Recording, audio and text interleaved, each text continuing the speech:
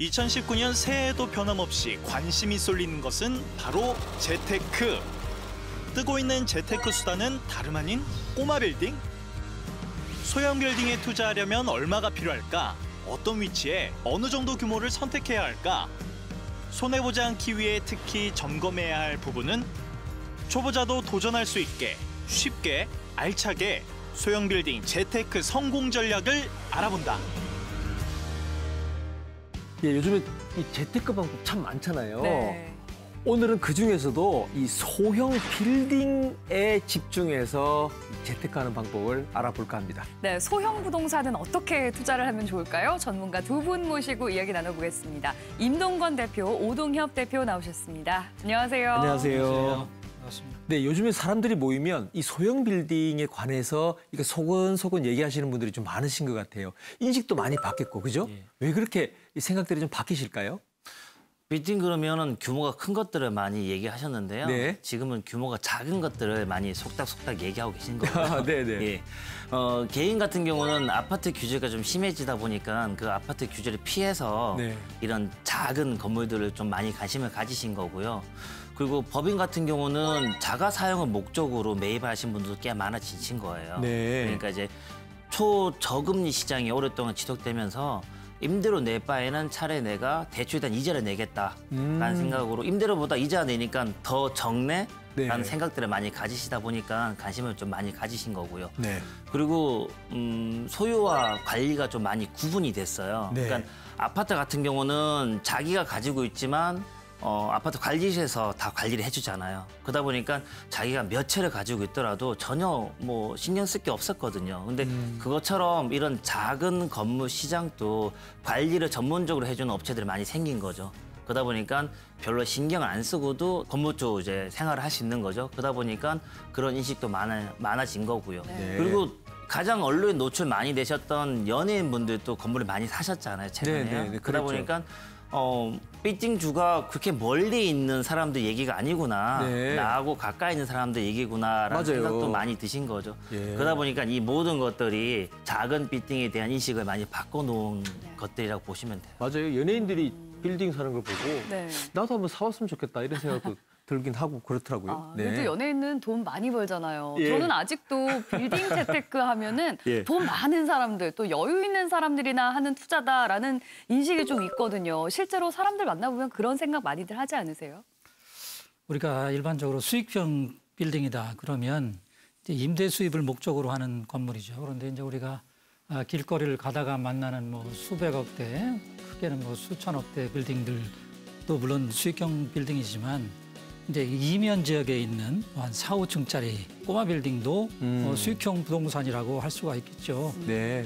그렇다 그러면 이런 이제 꼬마 빌딩 같은 경우는 꼭 돈 많은 분들만 투자하는 것은 아닙니다. 아, 그렇군요. 네, 이것은 이제 뭐 월급쟁이라든가 자영업자라든가 또 뭐 아파트 한 채 가지고 이제 뭘 해야 될지 모르시는 오. 그런 은퇴하신 분들도 네네. 분명히 투자할 수 있는 그런 건물입니다. 네. 이 소형 빌딩이다, 투자하기가 좋은 소형 빌딩이다라고 하면 어떤 건물을 구체적으로 얘기를 하나요? 제가 이제 꼬마 빌딩이라는 말을 이제 처음 만든 장본인으로서 그렇죠. 제가 예, 예. 꼬마 빌딩에 대해서 네. 정의를 드린다면 이제 건물 가치는 한 50억 미만, 한 10억에서 50억 정도 되는 건물로서 한 뭐 5층 뭐 전후 네. 정도 되고요. 그다음에 이제 연면적은 한 서울 기준으로 300평 미만 네. 그 정도의 소규모 수익형 부동산을 말합니다. 아. 예. 그러면 이런 소형 빌딩에 투자를 하고 싶으면 자금이 어느 정도나 있어야 되는 건가요? 지금은 그래도 최소한 한 10억 정도는 있어야 가능하다고 봅니다. 서울을 기준으로 해가지고 이제 10억이라 그러면 어쨌든 뭐 월급쟁이나 자영업자분들 이런 분들이 이제 거의 평생을 아주 성실하게 모은 돈이라고 할 수가 있는데, 그렇죠. 근데 이 돈을 가지고 이제 중개업소에 가서 꼬마 빌딩 수익형 부동산을 이제 매물을 소개를 받아보면 아마 실망이 크실 겁니다. 뭐 땅은 뭐 한 30에서 뭐 40평, 뭐 커봐야 50평 정도. 서울 같은 경우는 웬만하면 역세권 이면이라 해도 뭐 한 3천에서 5천만 원 정도 하니까. 네. 그리고 그 위에 있는 건물이라고 해봤자 뭐 한 2, 3층 뭐 요 정도의 아주 낡은 건물이라서 도저히 내가 그거를 살 수가 없어요. 살 마음이 안 생깁니다.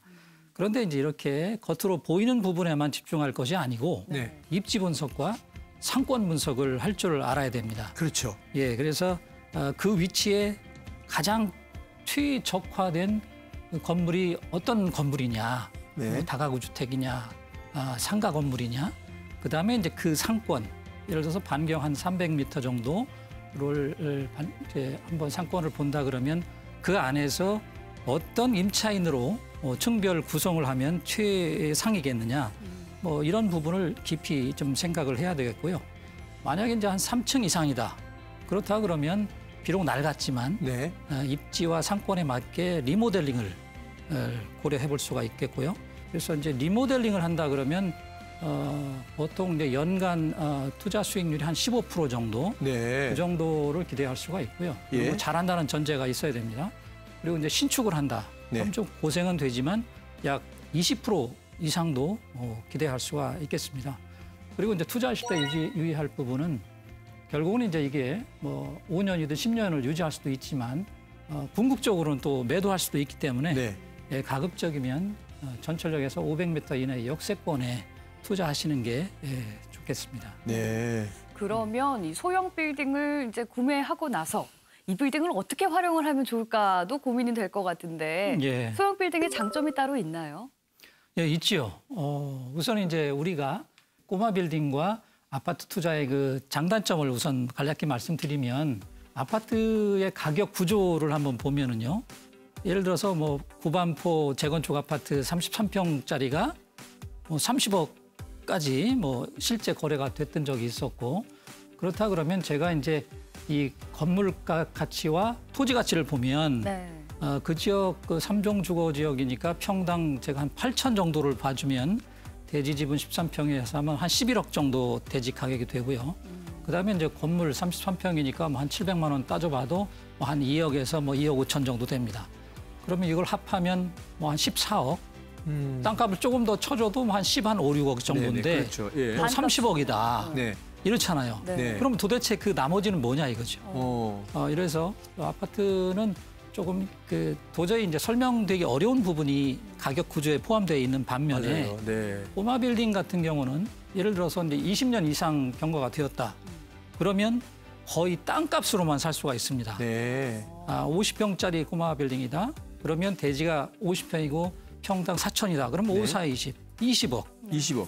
20억입니다. 예. 그래서 이제 꼬마 빌딩 가격은 아주 단순 명쾌하죠. 거의 거품이 없다. 네. 이게 가장 큰 강점이고 또 이제 꼬마 빌딩은 이제 대지가 비교적 뭐 40평이든 50평이든 가지고 있기 때문에 한 4, 5% 정도씩은 토지 가격이 상승을 합니다. 네, 그래서 이것은 안 보이는 부분이지만 이런 강점이 있고 또 임대 수입이 따르니까 이것은 그렇죠. 덤이라고 할 수가 있겠죠. 예, 네. 맞는 얘기 같습니다. 예. 오 대표님 같은 경우에는 이런 소형 빌딩을 매매하거나 또 관리도 많이 하고 있다고 들었는데요. 주로 어떤 상황, 지금 매매 상황은 어떻습니까? 아까 말씀드렸다시피 아파트 규제를 피해서 빌딩 네. 투자를 하시는 분들이 꽤 많다 보니까 매수자 총량은 늘었습니다. 그렇지만 투자 심리가 조금 더 가격이 내리지 않을까라는 생각 때문에 조금 더 지켜보고 계신 것 같고요. 그래서 언제 내가 살까 이 타이밍을 조금 더 보고 계신 것 같고요.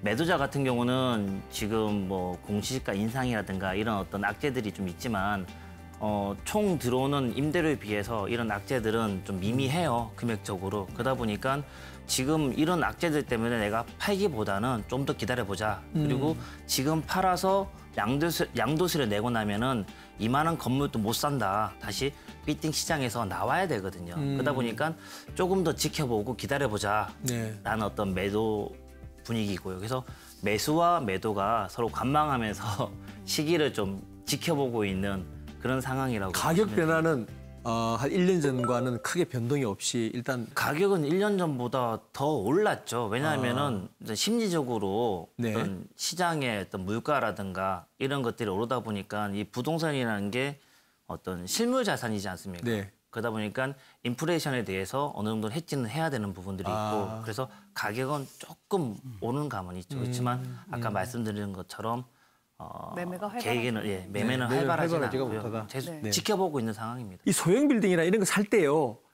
내호주머니에 있는 돈을 다 털어서 살 수가 없잖아요. 가격이 높으니까. 그래서 아무래도 대출을 받게 되는데 아파트 대출이랑 이 소형 빌딩 대출이랑 이 대출이 좀 다른가요?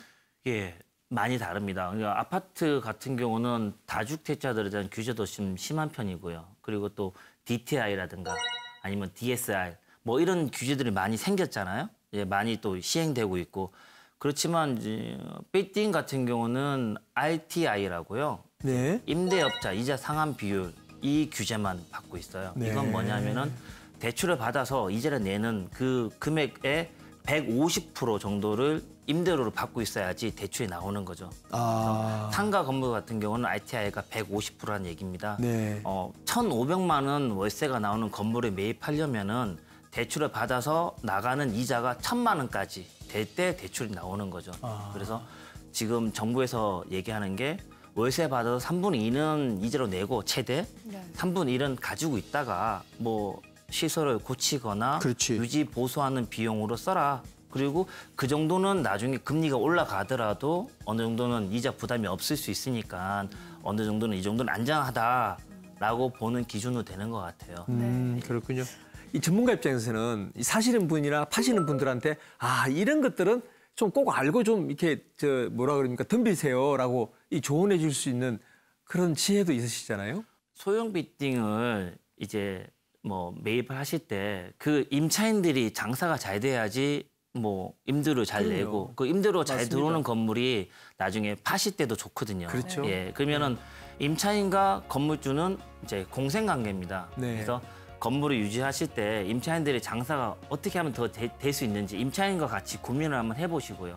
그리고 그런 소형 빌딩의 임차인들한테 방문하는 고객들은 대부분 20대 후반에서 30대 초반에 어떤 미혼 성인 남녀가 제일 많아요. 기혼자보다는 데이트를 하는 미혼자들.